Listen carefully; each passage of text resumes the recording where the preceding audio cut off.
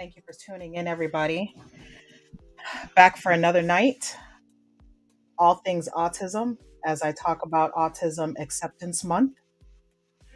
Going to be broadcasting live tonight from my YouTube channel, Sandy B. Law, as well as my Facebook and my Instagram.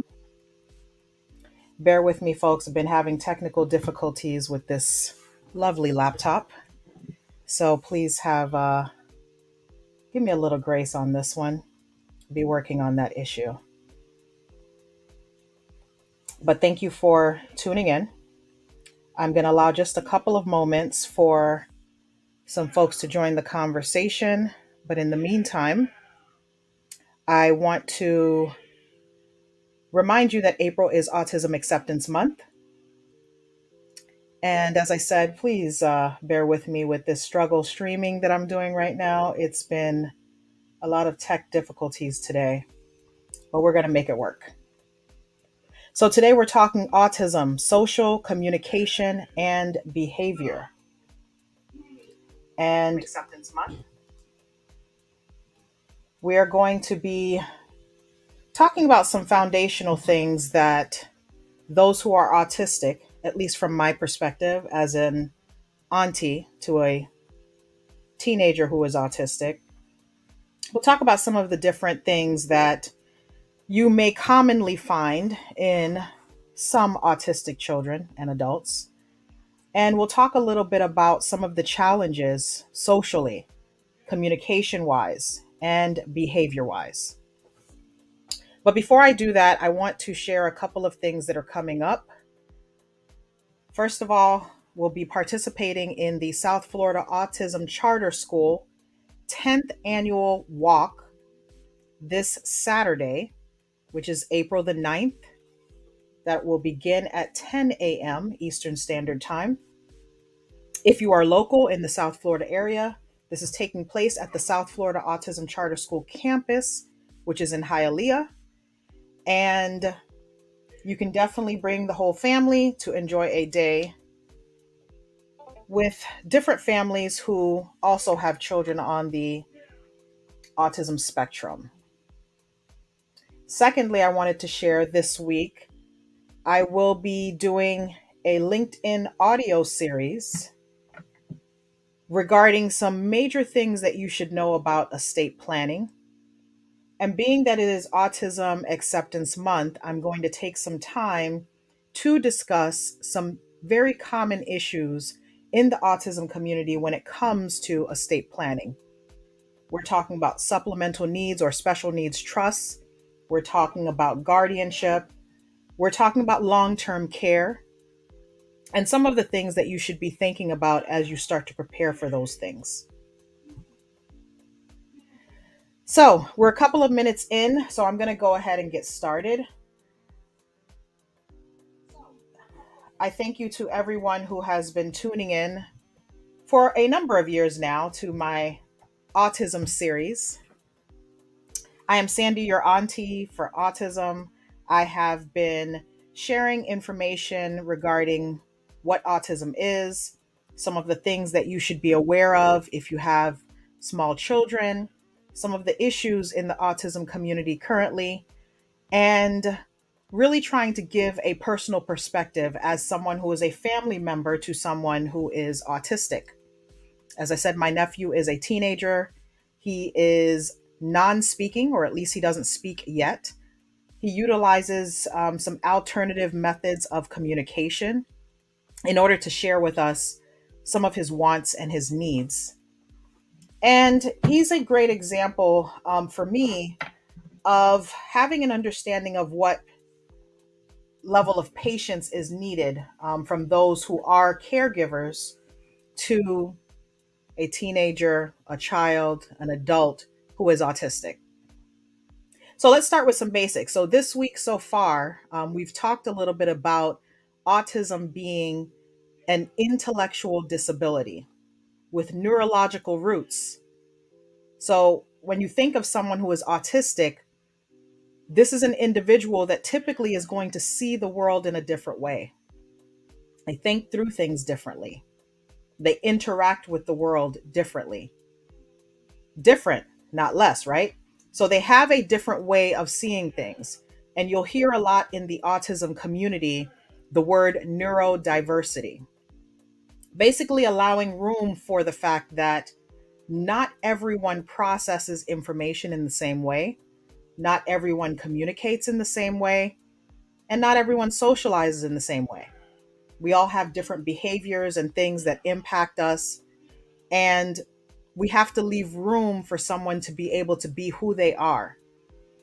And one of the greatest challenges that I've noticed in the autistic community is the fact that sometimes it's almost as if those who are actually autistic don't really have a voice in conversations about autism. They're almost ignored in some sense. And the hard part about that is, who better to know about autism than someone who is actually autistic? I, as an auntie, there's only certain levels of information that I'm able to pull from. I'm learning on an ongoing basis and I'm trying to kind of figure things out. My family is learning on an ongoing basis. We're trying to figure it out. But who better to know what it is to be autistic, what the needs of someone who is autistic are, and how to best handle situations and circumstances when you have someone who is autistic and needs support and assistance.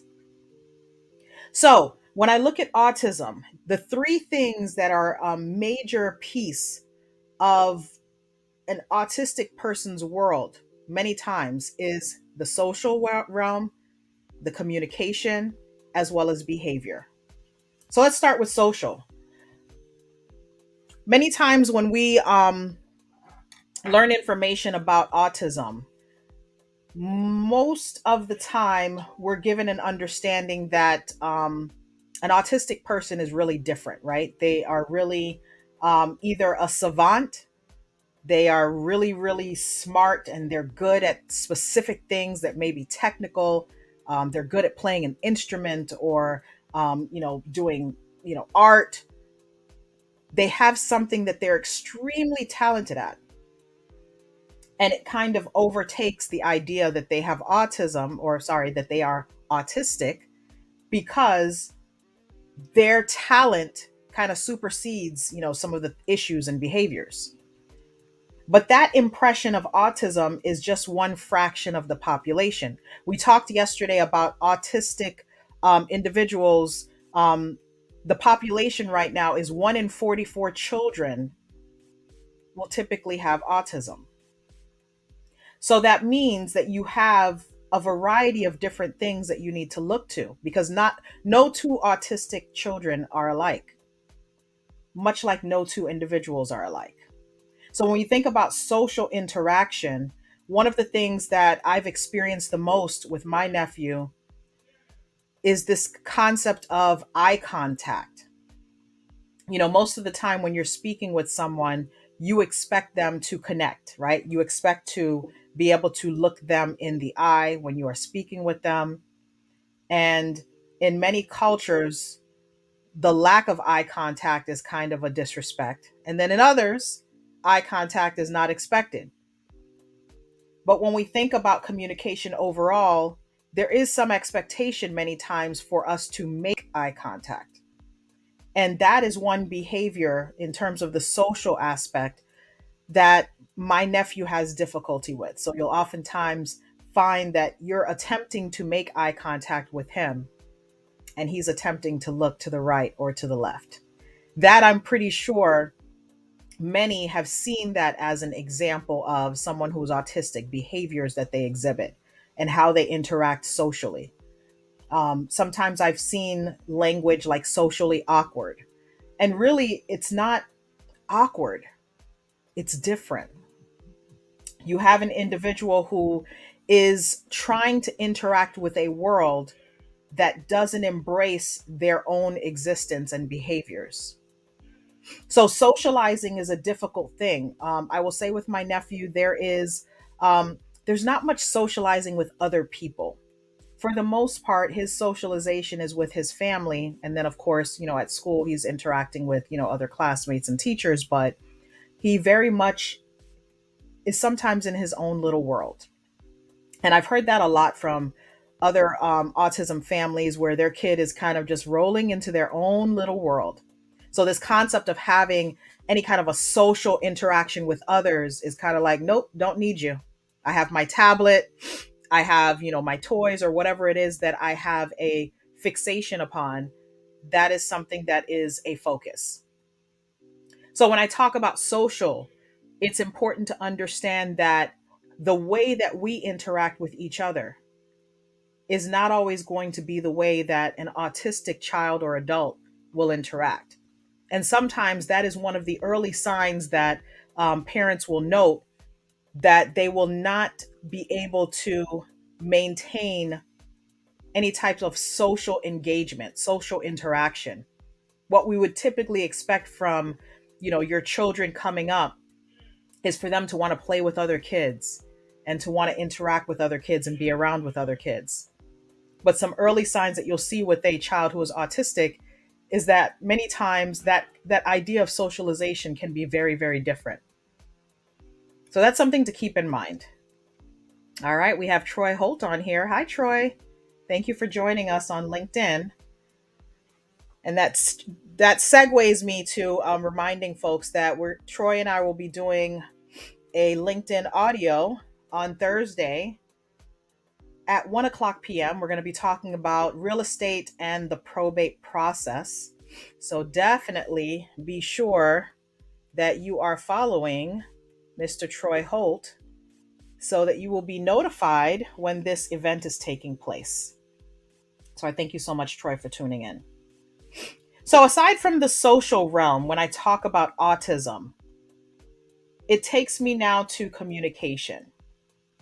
And one of the things that I've learned over time is that my expectation of communication when it comes to my nephew cannot be imposed upon him.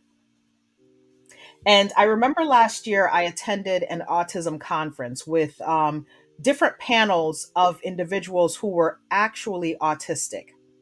And one of the resounding messages that I took away from that conference was the fact that the eye contact, the communication style, the behaviors that we every day engage in are sometimes extremely difficult for someone who is autistic.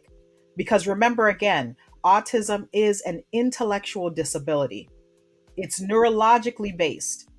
So the way that the brain functions, the way that the connections are made, the way that communication happens, social interaction, behaviors that are typical, all of those have an impact on a person who is autistic. And so what I took away from this conference was that we have to allow autistic individuals, children, adults alike, to be able to communicate in the way that they best can communicate. We have to leave room for those who are actually autistic to be able to express themselves socially and behaviorally in the way that best suits them, not in the way that we as a general society communicate or behave. And that is a tough thing that I would say many families have a very hard time with and they struggle with, because when you have a child, you expect that the child will have certain behaviors and you expect that the child will go through the developmental stages in a certain manner and they're going to learn to do things in a certain order. But autism changes a lot of that. So I'll give you a scenario. When my nephew was about 2.5, he was just starting to say a few words. He was definitely interacting with us in a different way. And we could tell that there were certain things that were different about him. And of course, there is room for the fact that some children develop at different stages, right? They develop in different time frames. So we don't always have the same timetable for every single kid.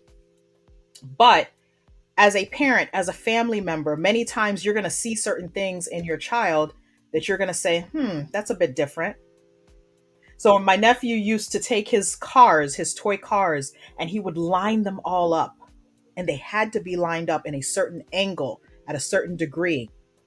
And they were always had to be lined up a certain way. And he wouldn't let you move those cars. Those types of behaviors kind of raised a little eyebrow. Not to say that any kid can't do that, because of course we know kids like to do a lot of different things. But sometimes behaviors make you wonder, and it's like, that's a bit different. Sometimes children have certain things that they do, and you're just like, that's kind of different. So when my nephew started to say a few words and then all of a sudden stop saying words at all, that was a little bit of a trigger. And that was a bit of a warning sign that something wasn't quite right.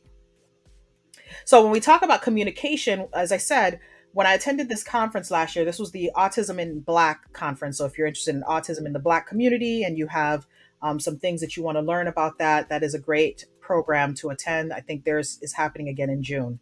But I attended the Autism in Black conference. There were a lot of individuals speaking about their experiences as actually autistic people.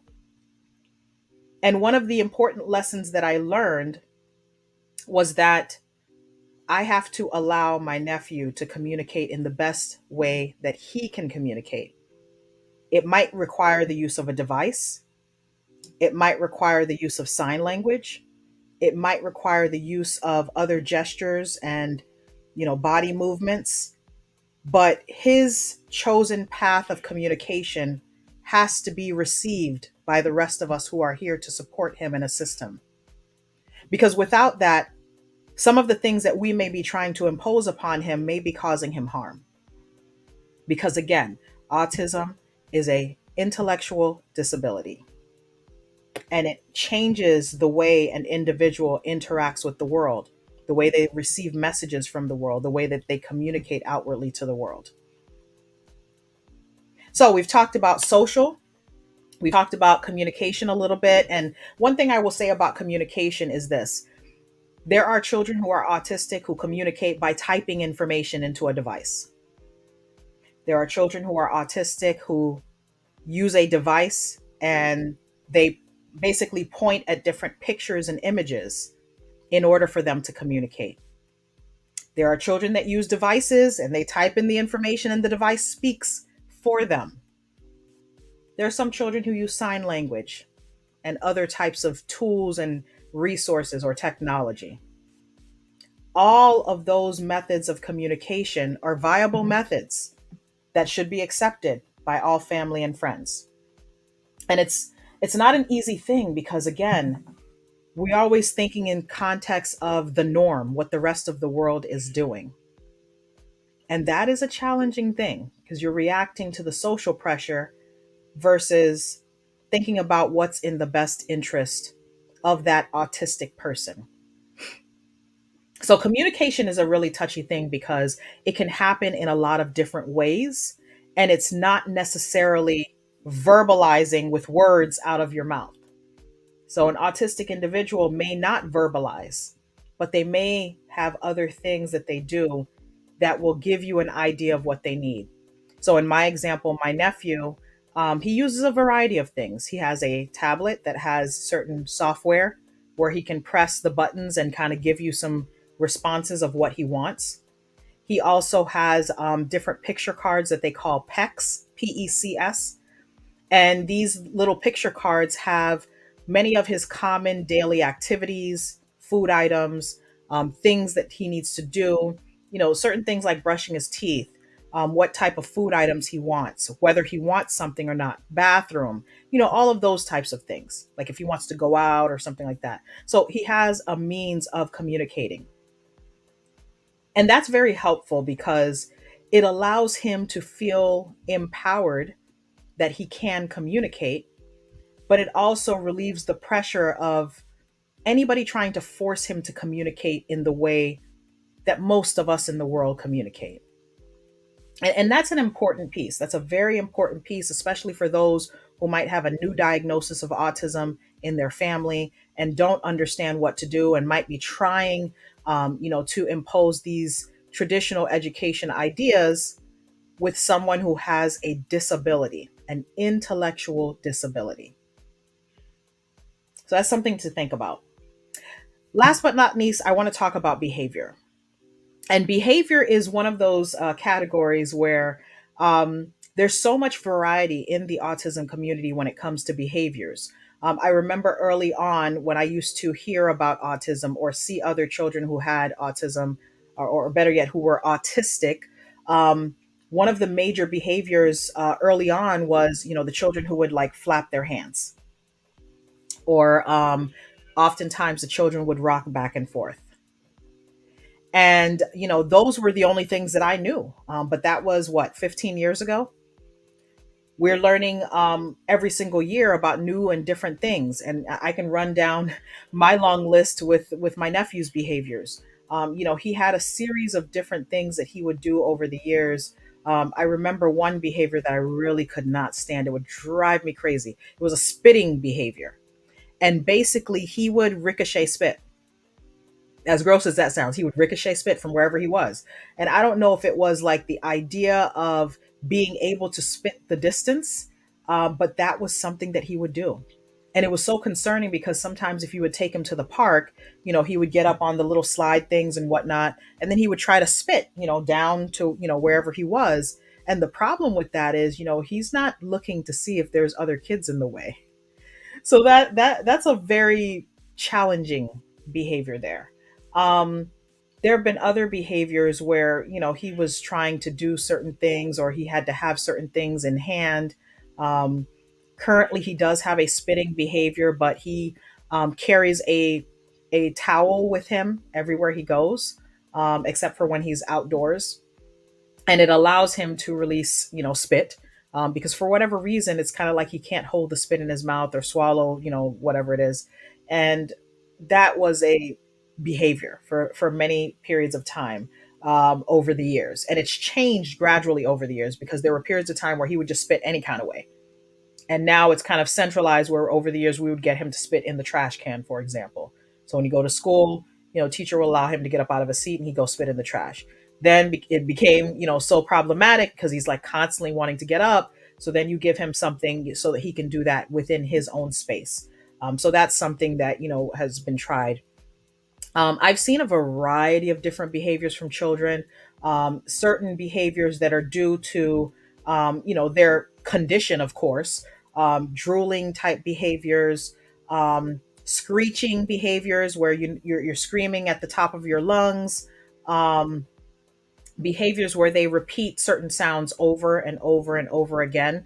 For those of you that follow me on social media, I posted something that my Jeremiah was singing basically, and it was like this song by Miley Cyrus called "Wrecking Ball."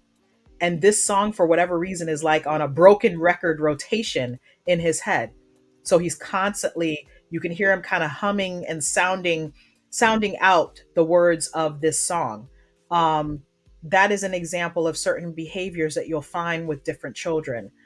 Some children are able to verbalize, things. And what you'll notice sometimes with those behaviors are repetitive behaviors, where it's like maybe they watch certain cartoons and they will repeat what they hear, like the actual words from the cartoons, almost as if they're acting out all the scenes of the cartoon in their real life. So there are just so many different behaviors and attitudes and things that we just never would have imagined.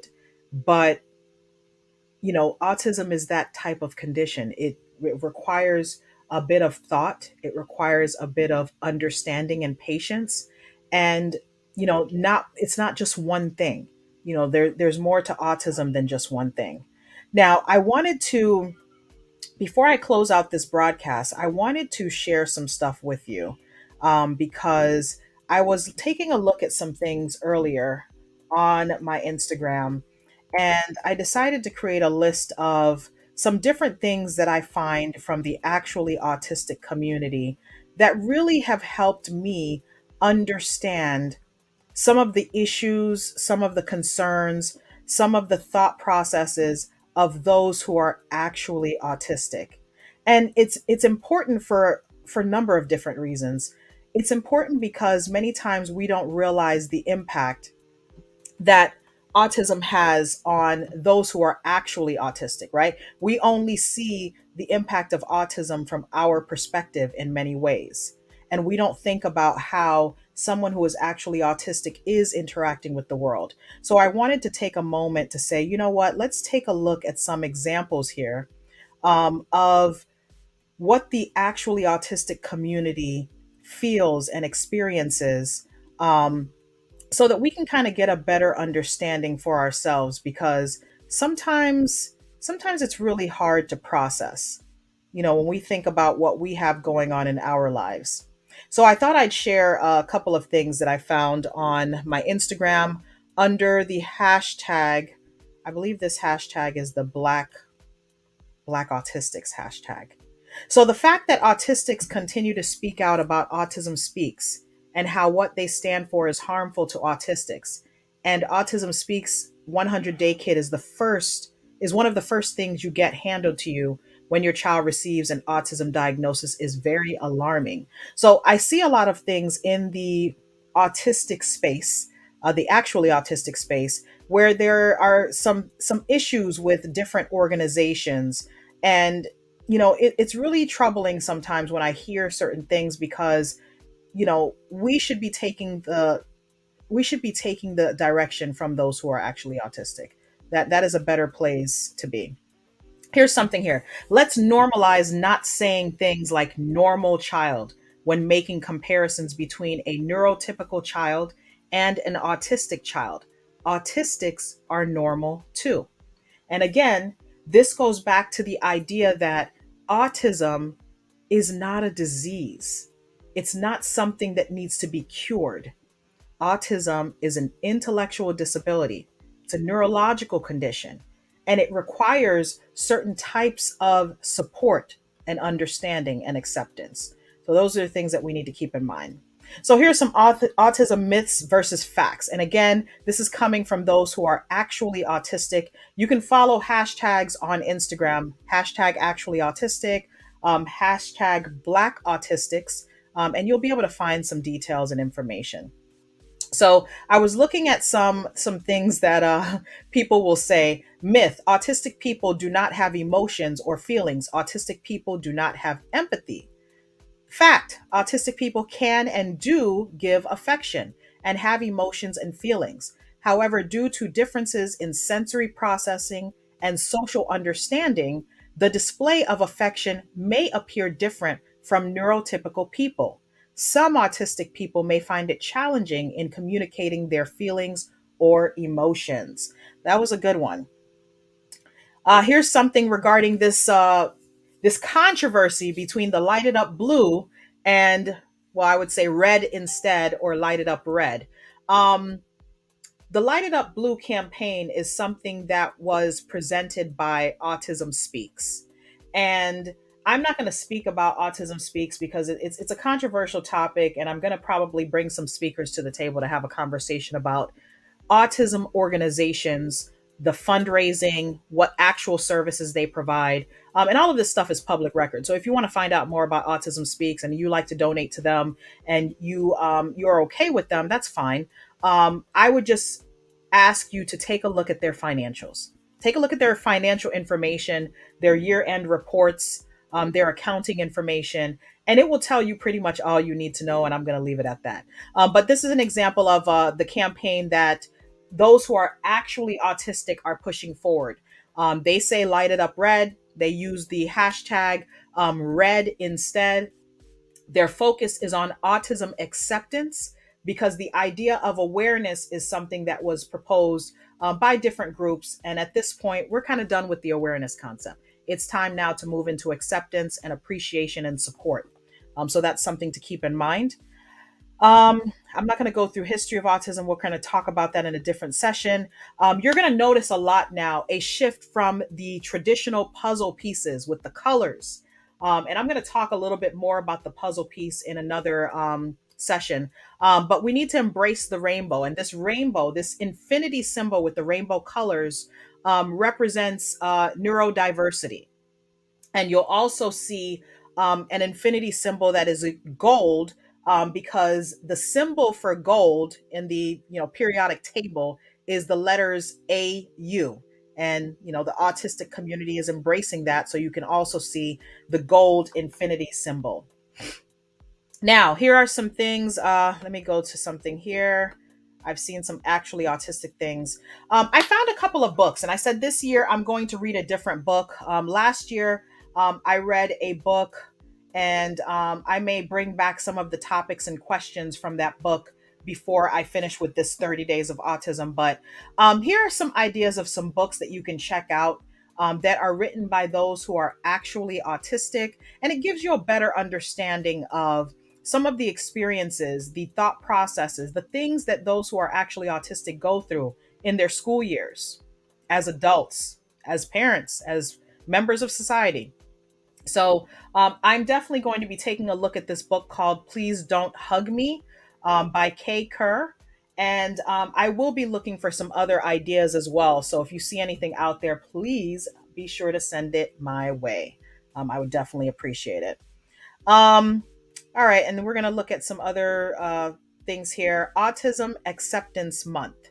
So again, this is the push here by the actually autistic community, and I'm embracing of this. Right now, I'm kind of using a bit of the puzzle pieces and the infinity symbols, and I'm going to gradually be moving from that, but I want to do a bit of education on it first because I think sometimes it's really difficult for you to shift people's minds about something that they've seen over and over and over attached to this concept, right? When we see autism, we see puzzle pieces. It's been like that for years and years and years. So when you have a movement by those who are actually autistic who say, look, we don't want those pieces. We're not, there's no missing pieces here. We don't have to be put together. We don't have to be fixed. We're not puzzle pieces. But this infinity symbol, we get down with this, right? The infinity symbol with the rainbow colors, or the gold infinity symbol, because again, AU in the chemistry periodic table of elements is you know gold.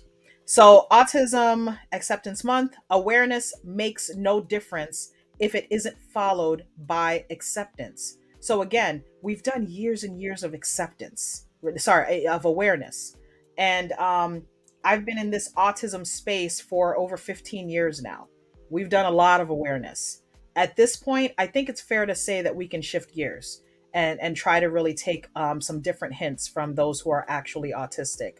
Um, and I'm going to touch on some other voices as I go through this, but you can find a lot of interesting information as you sort through the actually autistic realm. And there's something also that I caught as I was going through some different spaces. Autism Awareness and Acceptance Month, 30 days of autistic voices. And the interesting thing about this is each day during these 30 days, there are going to be perspectives of actually autistic individuals posted. And so, if this is something that you would be interested in kind of looking at, they have a hashtag 30 days of autistic voices. And it's a great way for you to kind of see what are some of the comments and questions and concerns that are in the actually autistic community. And many times I find information on organizations. Now, I'm not going to speak on these particular organizations that I'm seeing here. I will just tell you that there has been a movement against Autism Speaks. And as I said, we'll talk about that during another session. But the hashtag right now is red instead. All right, so I'm going to stop sharing that and move back to our broadcast here. And what I wanted to let you know is this. There are so many different nuances and issues to address in the actually autistic community.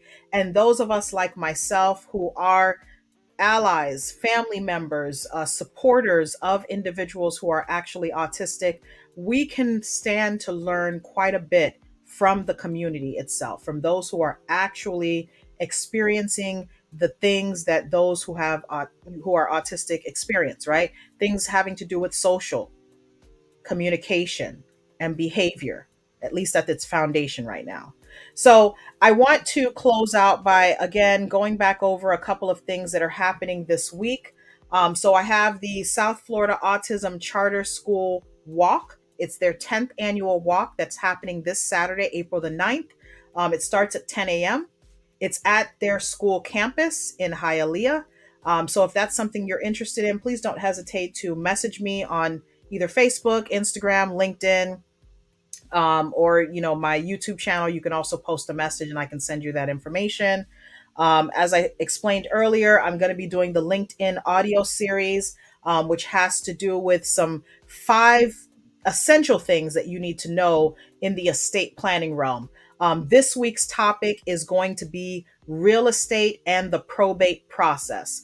And I'm definitely going to talk a little bit about the role of real estate when it comes to those who are actually autistic, who may inherit a piece of real estate. And I'll touch slightly on how guardianship falls into the probate process when we have those types of situations. So, LinkedIn audio this Thursday. Please don't miss out. Check me out on my LinkedIn or send me a message, and I'll send you the link to my LinkedIn channel.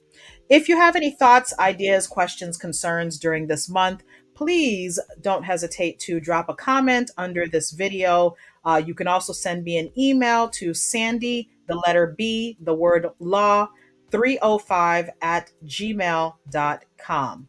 And I want you to know that all month long, I'm going to be talking about all things autism, as April is Autism Acceptance Month. So I truly appreciate your support during this passion project of mine, and I look forward to bringing you some really great topics. I have some speakers coming up, so I will be rolling out that information very soon for you. And if nothing else, you can always find some of my past content on under hashtag Auntie for Autism.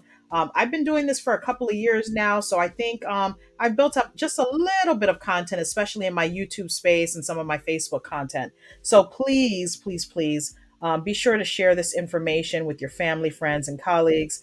And last but not least, I ask you to support my YouTube channel. Please subscribe to my channel on YouTube at Sandy, the letter B, and the word law. I definitely appreciate your support. I look forward to seeing you again tomorrow as we talk about another set of topics regarding all things autism. Thank you guys so much. I hope you have a great night.